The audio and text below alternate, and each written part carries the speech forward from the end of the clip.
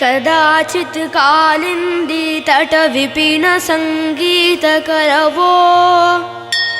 मुदाभीरी नारी वदन कमला स्वाधमधुपः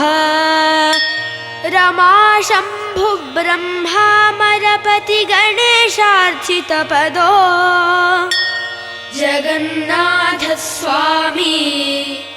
नयनपथगामी भवतु मे भुजे सव्ये वेणुं शिरसि शिखि पिञ्चं कठितठे धुकूलं नेत्रान्ते सहचरकटाक्षं विदधते सदा श्रीमद्वृन्दावनवसति लीलापरिचयो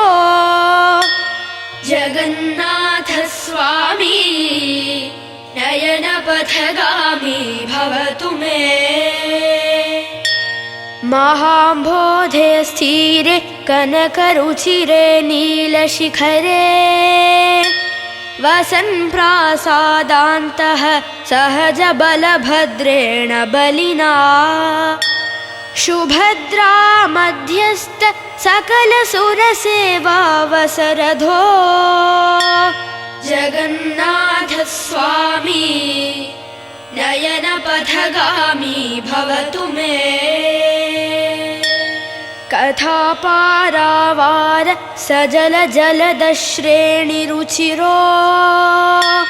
रमावाणी रामस्फुरदमलपद्मे क्षणमुखैः सुरेन्द्रैराराध्यः श्रुतिगणशिखागीतचरितो जगन्नाथ स्वामी नयनपथगामी भवतु मे रथारूढो गच्छन् पतिमिलितभूदेवपटलैः स्तुतिप्रादुर्भावं प्रतिपदमुपाकर्ण्य सदयः दयासिन्धुर्बन्धुः सकलजगतां सिन्धुसुतया जगन्नाथ स्वामी नयनपथगामी भवतु मे परब्रह्मापीडः कुवलयदलोत्फुल्लनयनो निवासी नीलाद्रौ निहितचरणोऽनन्तशिरसि रसानन्दो राधासरसवपुरालिङ्गनसुखो जगन्नाथ स्वामी नयनपथगामी भवतु मे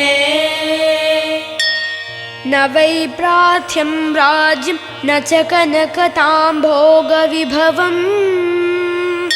न याचेऽहं रम्यां निखिलजनकाम्यां वरवधूं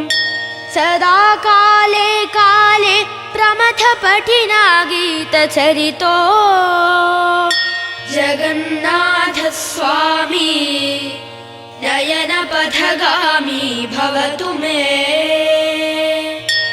हरत्वं संसारं धृततरमसादं सुरपते हरत्वं पापानां विततिमपरां यादवपते अहो दीनानाथं निहितमचलं निश्चितपदम् जगन्नाथ स्वामी नयनपथगामी भवतु मे जगन्नाथाष्टकं पुण्यं यः पठेत् प्रयतः शुचिः सर्वपापविशुद्धात्मा विष्णुलोकं स गच्छति श्रीजगन्नाथाष्टकं सम्पूर्णम्।